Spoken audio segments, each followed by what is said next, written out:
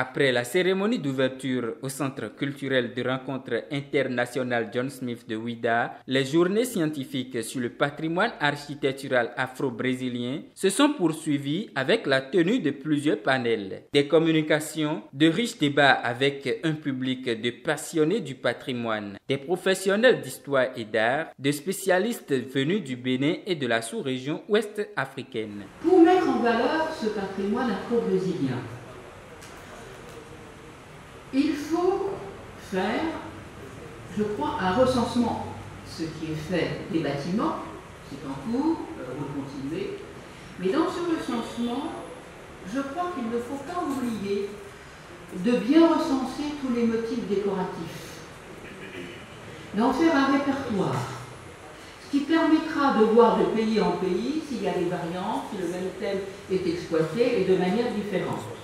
À l'issue de ces grands moments d'échange qui ont porté entre autres sur l'histoire et les cultures afro-brésiliennes, la perception patrimoniale des édifices afro-brésiliens, sans oublier les défis de restauration et de valorisation de ce patrimoine architectural dans la sous-région ouest africaine, plusieurs témoins de ces échanges scientifiques ont tenu à exprimer leurs impressions. L'expérience depuis hier a été très enrichissante. Parce qu'il y a beaucoup d'experts qui sont passés, ils ont parlé des recherches qu'ils ont menées sur l'architecture afro-brésilienne.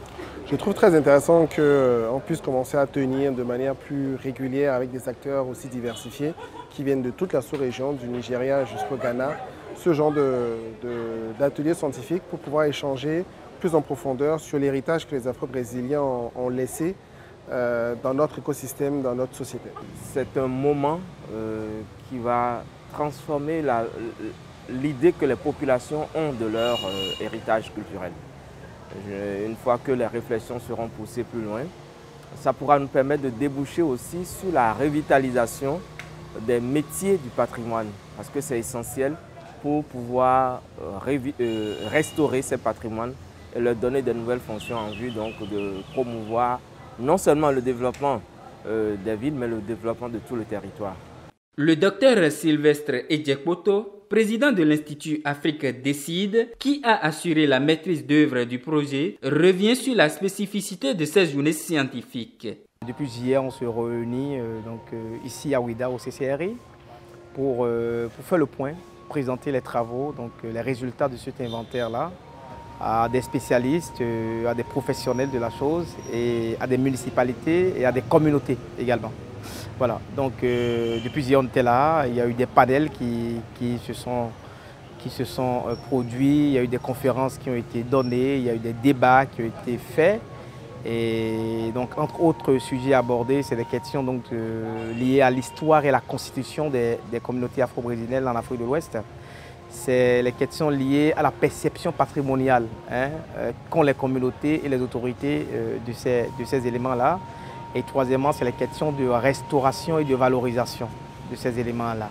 Alors donc ces trois panels ont émis des désirs, ont fait des recommandations, lesquelles des recommandations donc, seront versées tout à l'heure à un réseau qu'on va mettre en place.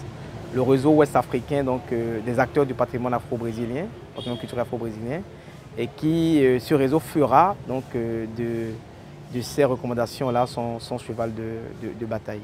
Préserver, sensibiliser sur l'utilité du patrimoine architectural afro-brésilien demeure l'objectif primordial de ces journées scientifiques qui a su pendant 2 jours réunir la crème des passionnés et des spécialistes venus de la sous-région ouest africaine.